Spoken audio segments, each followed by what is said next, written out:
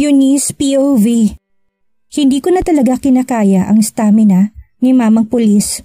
Lahat na yata ng gamit dito sa bahay ay balak niyang sirain. Hindi talaga yata matatapos ang linggo na ito na hindi guguho ang buong bahay namin. Ako na lang ang naaawa sa bahay namin. Pumasok siya ngayon sa trabaho kaya mag-isa lang ako ngayon dito sa bahay. Hindi na siya panggabi ngayon kaya siguradong kasalo ko na siya sa hapunan. Ngayong hapon ay nagbebenta pa ako ng halo-halo. Sayang rin kasi ang kikitain ko. Hindi kasi porket mag-asawa na kami ay asa na lang ako sa kanya. Claim ko na asawa ko na siya dahil napagkasunduan namin na magsama na. Hindi ako pwedeng umasa sa kayamanan niya. Balak kong pumunta sa palengke at daanan ko siya pag uwi ko. Gusto ko lang siyang silipin doon. Wala naman sigurong masama. Simple lang ang suot kong damit. Naka-short at sando lang ako. Habang papalapit ako sa presinto ay parang kinakabahan ako. Diretso lang ang pasok ko sa loob pero unti-unting kumulo ang dugo ko sa nakikita ko ngayon. Dahil ang Diyos ang pulis at mamang pulis ay sweet sa isa't isa. Umahon ng lahat ng selos ko sa nakikita ko. Try mo ito, Chief. Masarap din to. Alok ng Diyosa sa pagkain niya at isusubo na sanang kutsara sa bibig ni Thunders. Akmang kakain din ang buwiset na lalaki nang bigla kong tumikim. Sarap ba yan, miss? Tanong ko sa babaeng pulis. Kaya lahat sila napalingon sa akin. Love? Napautal na turan ni Thunders nang makita niya ako. Tumingin lang ako sa kanya. Tinignan ko siya ng malamig. Alam ko na nagsiselos ako sa babae na yon, pero parang wala lang sa kanya. Balak pa niyang magpalitan sila ng laway sa kutsara. Hindi pa talaga siya nagbabago sa pagiging babaero niya. Gusto niya talaga na maging dragon ako at bugahan ko siya ng apoy. Umatras ako at nagsimulang maglakad papunta sa labas ng presinto. Love, pigil niya sa kamay ko. Eto bang trabaho mo dito? Seryosong tanong ko sa kanya. Inalo kasi ako. Nahiya akong tumanggi, love. Sagot niya sa akin. Okay, tanggapin mo lahat ng inaalok sa'yo. Tapos magsalo kayo sa isang kutsara. Malamig na sabi ko sa kanya. Bakit ka naman ba ganyan? Pinapalaki mo lang ang lahat ng bagay. Pinapalaki ko? Kunot nung tanong ko sa kanya. Oo, lahat na lang pinapalaki mo. Okay, sana naririnig mo yung sinasabi mo ngayon. Sabi ko sa kanya habang pinipilit ko na pinipigilan kong luha ko. Nagsimula na akong humakbang palayo sa kanya. Oo, selosa ako pero binigyan niya naman ako ng dahilan. Alam ko na hindi niya ako susundan. Ano bang aasahan ko? Tama nga ako dahil hindi niya man lang ako pinigilan. Hindi ako umuwi sa bahay. Mas pinili ko na pumunta sa bahay ng kaibigan ko. Hindi niya ito kilala kaya hindi niya malalaman kung nasaan ako ngayon. Bestie! Sinalubong ako ng kaibigan ko na isang mahigpit na yakap. Bala ko rin talaga siyang puntahan dito. Mas napaaga lang ngayon. Sorry bestie, ngayon lang ako pumunta dito. Sabi ko sa kanya. Naku, okay lang. Alam ko namang busy ka. Dito ka ba matutulog? Masayang tanong niya sa akin. Kapag pumunta ako dito, hindi pwedeng hindi ako matutulog. Nakasanayan na namin na nag-overnight ako palagi sa kanila. Wala akong dalang pamalit. Nakangusong sagot ko sa kanya. Dati naman tayo naghihiraman eh. Pasok na tayo sa loob. Sigurado ako matutuwa si nanay dahil dumalaw ka. Masayang sabi niya sa akin. Magandang gabi po, Nay. Bati ko sa nanay niya. Kamusta ka na anak? Ang tagal mong hindi nakauwi. Nakangiting salubong sa akin ni nanay. Okay naman po ako, Nay. Nagbakasyon lang po ako. Sa susunod na mga araw ay babalik din po ako sa Manila dahil magtatrabaho na ako. Eto po pala, Nay. May dala akong lulutuin. Masayang sabi ko. Nagabala ka pa anak, pero salamat dito ha. Sige, doon na muna kayo't ako'y magluluto ng hapunan natin. Nakipagkwentuhan ako sa kaibigan ko pero hindi ko sinabi ang totoong dahilan kung bakit ako nandito. Nahihiya ako kaya hindi ko magawang sabihin sa kanya. Masaya ang bonding namin ng kaibigan ko. Nakalimutan ko ng panandalian ang problema ko. At ngayon, nakahiga ako sa tabi niya. Iniisip ko, hinahanap rin kaya ako ni Thunders? Nang buksan ko sipi ko ay tumambad sa akin ang sunod-sunod na mga mensahe.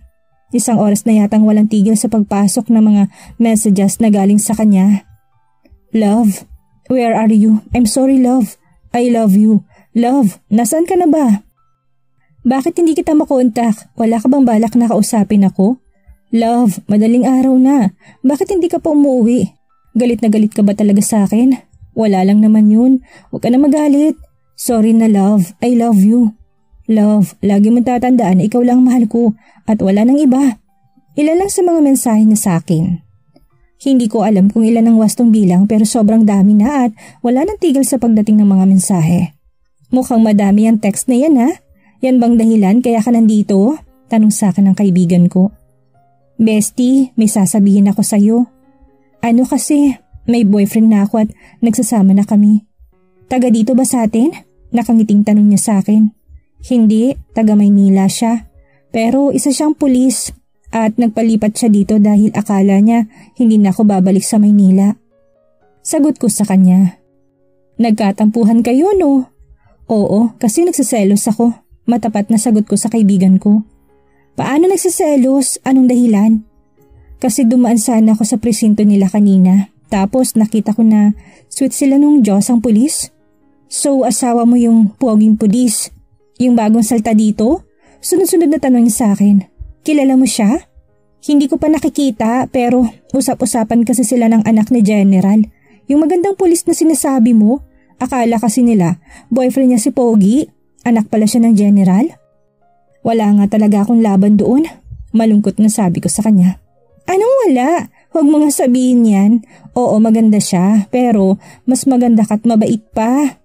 Ani niya sa akin. Di ba maganda talaga siya?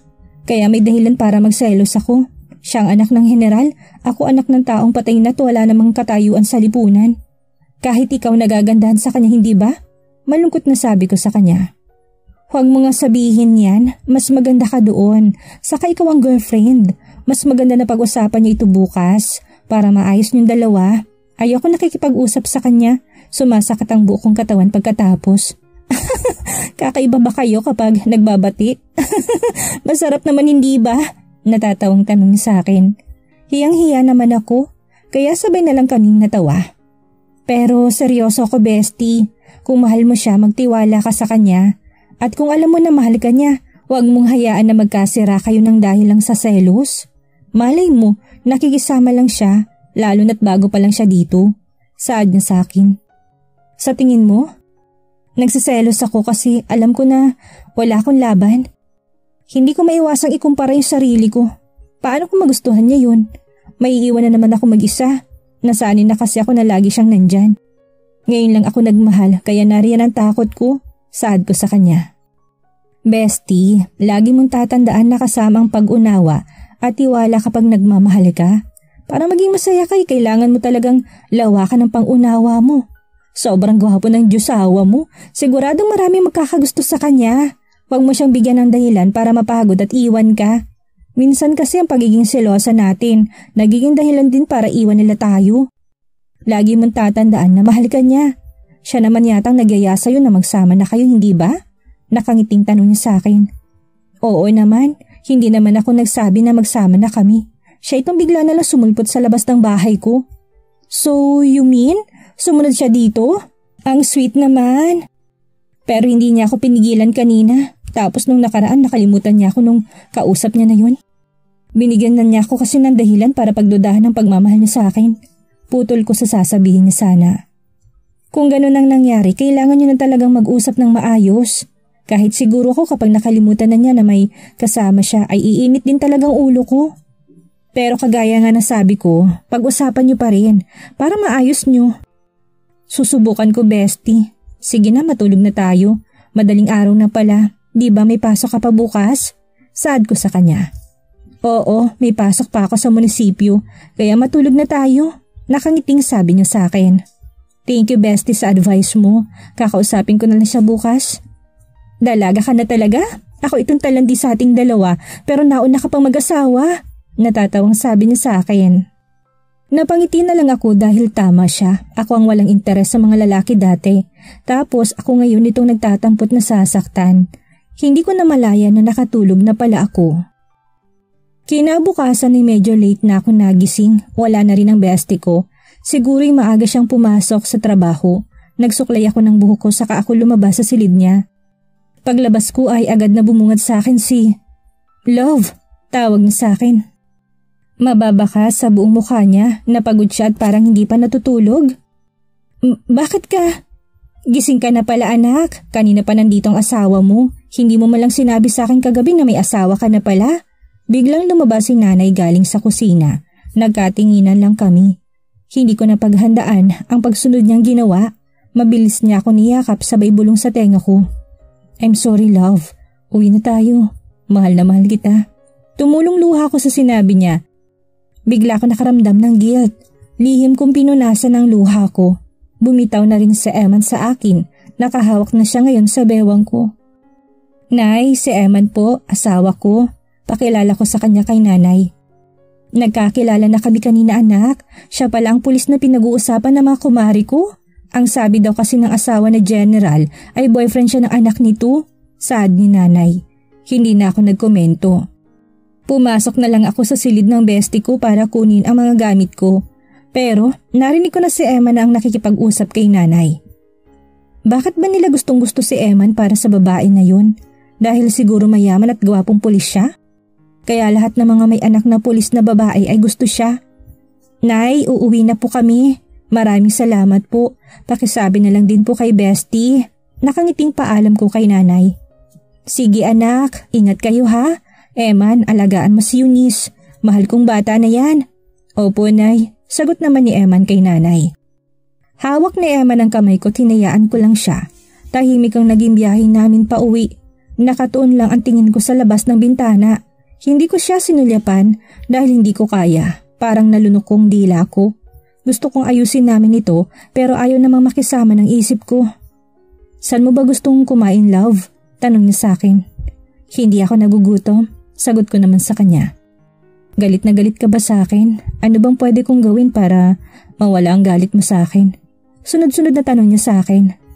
Wala kang dapat gawin. Sagot ko sa kanya habang nasa labas pa rin ang tingin ko. I'm sorry love. I'm sorry kung insensitive ako. Malumanin na sabi niya at hinawakan ng kamay ko at hinalik-halikan niya to.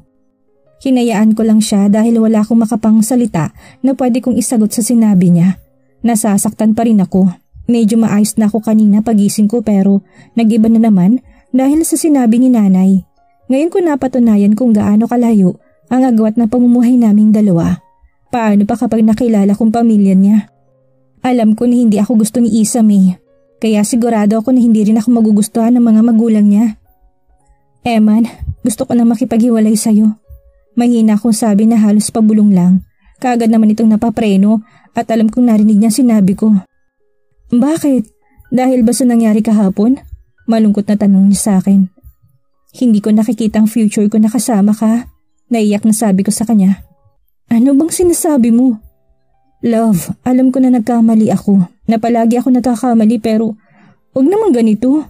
Magalit ka sa akin pero wag mo naman akong hiwalayan. Kahit gaano ko pilitin na makibagay sa mundo mo, hindi pa rin talaga. Eman, gusto ko maging masaya. Gusto ko na kapag nagmahal ako, masaya ako. Hindi ka ba masaya sa akin? Ramdam ko sakit sa tanong niya sa akin. Hindi ko siya kayang lingunin dahil nasasaktan din ako. Naguguluhan na kasi ako sa nararamdaman ko para sa kanya. Lihim kong pinunasan ng luhang pumapatak sa mga mata ko. Love, tawag niya sa akin. Hindi ka ba masaya sa akin? Nagdududa ka ba sa pagmamahal ko sa'yo? Dahil ba kay silang? Magkakasunod na tanong niya sa akin. Umuwi na tayo, sabi ko na lang sa kanya. Narinig ko siyang nagbuntong hininga, pero sinunod naman niya ako at pinausad na niya ang sasakyan. Nagulat ako dahil bigla siyang tumigil at bumaba sa kotse. Hindi ko makita kung saan siya nagpunta. Iniwan niya kaya ako? Tanong ko sa sarili ko. Hinayaan ko na lang siya at hinintay. Ilang sandali pa'y bumalik na siya at nagulat ako dahil may dala siyang bulaklak. Kaagad niya itong inaabot sa akin. Tumingin ako sa kanya pero ngumiti lang siya sa akin habang may lungkot sa mga mata niya. Thank you, saad ko sa kanya. Kinilig naman ako dahil hindi ko inaasahan na may isip niya akong bigyan ng bulaklak. Pasimple kong inamoy ang mga bulaklak. Masaya ng puso ko at bigla na lang nalusaw ang lahat ng tampo, sakit at selos na nararamdaman ko. Siguro ganito na talaga kami. Ang kailangan ko lang ngayon ay masanay na away-bati talaga kami. Do you like it? Biglang tanong niya sa akin. No, cause I love it. Sagot ko sa kanya. Nakita kong nalungkot ito pero kaagad din siyang napangiti nang sabihin ko na nagustuhan ko. Bati na ba tayo, love? Tanong niya sa akin habang ang kamay niya ay nasa isang hita ko. Pag-iisipan ko, sagot ko sa kanya.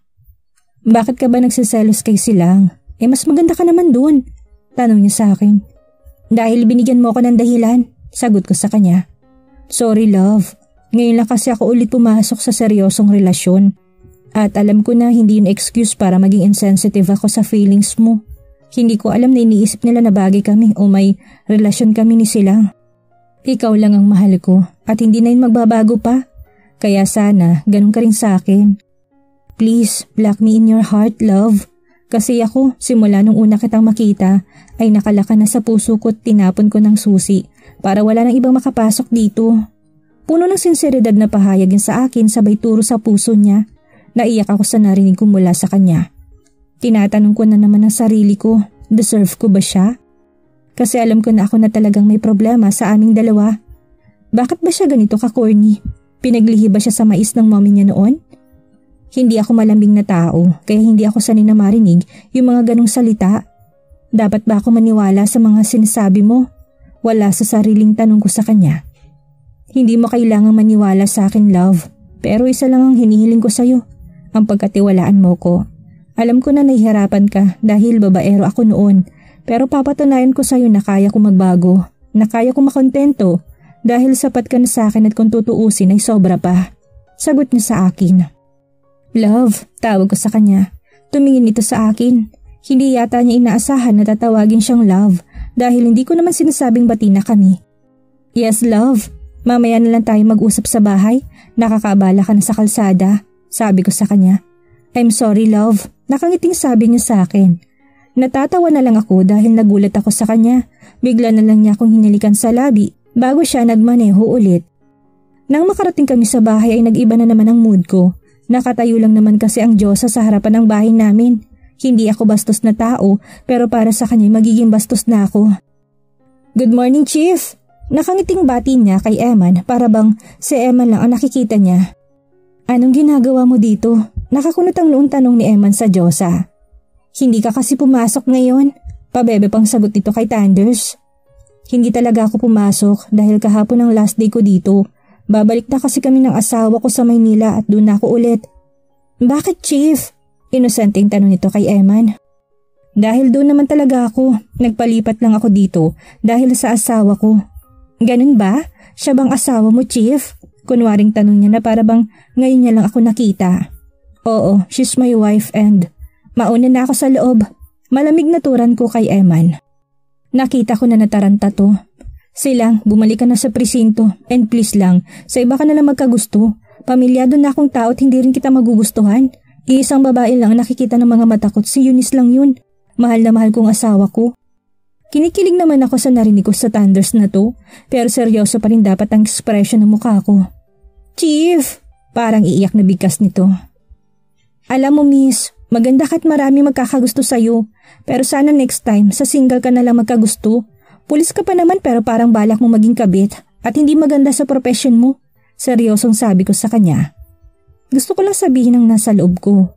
Hindi ko alam kung namamalikmata lang ako pero nakita kong inirapan niya ako.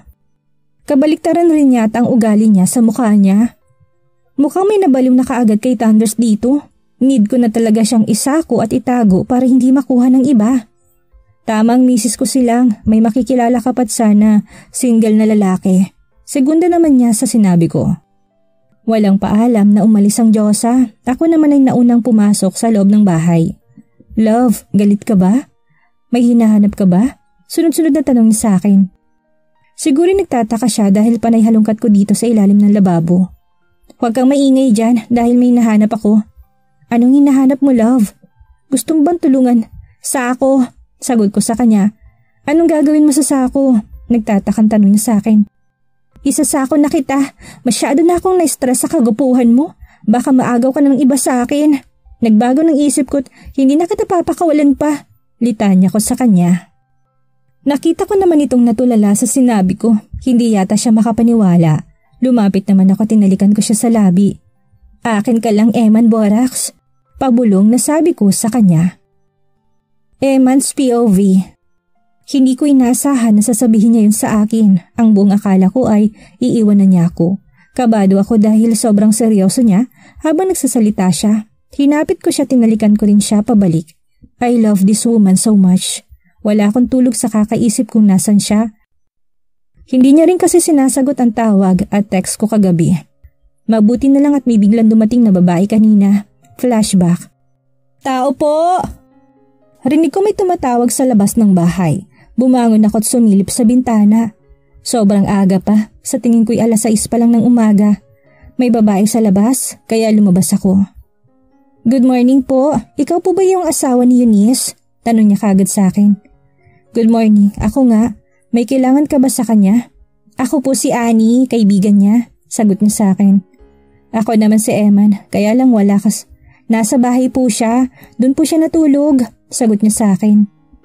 Nakahinga naman ako ng maluwag dahil buong gabi na ako hindi mapakali. Mabuti naman at doon lang siya sa kaibigan niya. Etong address ng bahay namin, puntahan mo na lang siya.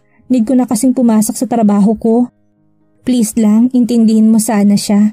Si Eunice kasi ang babaeng mahirap paibigin kaya sana alagaan mo siya. Ang swerte mo nga dahil ikaw ang pinili niya. Sana bigyan mo ng pansin ang feelings niya.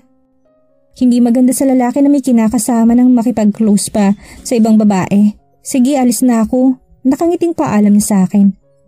Natamaan ako sa sinabi niya. Gusto ko lang namang makisama pero hindi ko naisip na mali ako. Na hindi dapat lalo na't babae rin si Silang. Ang kinakatakot ko'y baka ayawan na niya ako. Mahal na mahal ko siya at natatakot na naman ako. Nagbihis ako't bumiyahe papunta sa address na sinabi ni Annie. Tao po, tawag ko sa labas ng kawayan na gate. Sino po sila? Boses ang sumagot sa akin ng isang matanda. Magandang umaga, Hunay. Nandito po ako para sunduin ang asawa ko. Asawa? Nagtatakang tanong niya sa akin. Opo, si Eunice po, sagot ko sa kanya. May asawa na pala siya. Kagwapo mo naman, iho. Tara, pasok ka. Tulog pang asawa mo. Saglit at huwag niyo na po siyang gisingin. Hihintayin ko na lang po siyang magising. Ako nga po pala si Eman. Pakilala ko sa ginang. Pasensya ka na sa bahay namin ha. 2 lang kasi kami na anak ko dito. Mukha ka pa namang anak mayaman. Ano nga palang trabaho mo, anak? Nahihiyang sabi sa akin ng ginang. Pulis, Hunay. Nagpalipat lang po ako ng ilang araw dito pero babalik din po kami sa Maynila sa susunod na araw. Ganun ba? Salamat naman at nakatagpo na si Eunice ng lalaking magmamahal sa kanya. Mabait na bata yan kung minsan supladita. Pero ganun lang siya. Dahil nasanay kasi siyang mag-isa. Sana ikaw na talagang para sa kanya. Maswerte ka kasi nagtiwala siya sa'yo. Marami ang maniligaw pero wala siyang sinagot. Bastad lahat kaya nagulat talaga ako nang sabihin mong asawa ka niya. Nakangiting kwento niya sa akin. Mahal na mahal ko po siya, Nay, at hindi ko siya pakakawalan pa. Nakangiting sagot ko sa kanya. Saglit anak, ipagtitimpla kita ng kape. Salamat po.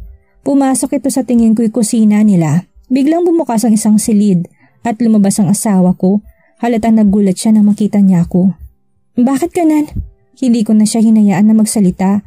Kaagad ko siyang niyakap ng sobrang higpit. Nang bitawan ko siya'y pinakilala naman niya ako kay nanay na asawa niya.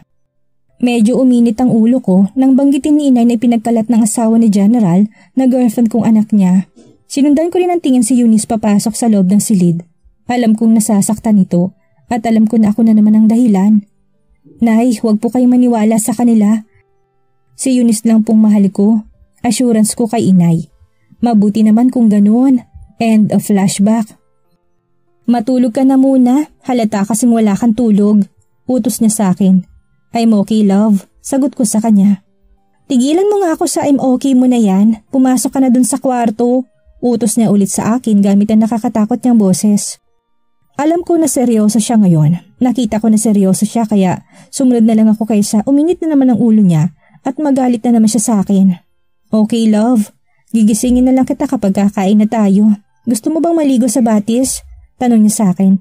Of course, love. Basta kasama kita. Nakangiting sagot ko sa kanya. Hinalikan ko muna siya sa labi bago ko pumasok sa loob ng kwarto namin. Natulog ako at nagising lang ako ng lunchtime na. Bakit ganyan ka makatingin? Tanong niya sa akin. Ang ganda mo kasi, love. Nakangiting sagot ko sa kanya. Alam ko. Namumulang pisnging sagot niya sa akin kaya natawa naman ako. Kumain ka na nga lang dyan. Tawa ka ng tawa. Matari na sabi niya sa akin. Saan pala bandang batis dito, love? Tanong ko sa kanya. Medyo malayo pa dito, sagot niya sa akin. Pwede ba tayo mag-camping doon? Hindi ko lang alam kung pwede, baka kasi may aswang doon, sagot niya sa akin habang patuloy sa pagkain. Totoo ba talagang mga aswang? Natatawang tanong ko sa kanya. Hindi pa ako nakakakita pero maraming mga kwento, lalo na noong bata pa ako. Hindi naman yung totoo, love. Mga kwentong bayan lang siguro yun. Saad ko sa kanya. Basta, wag tayo mag-overnight dun.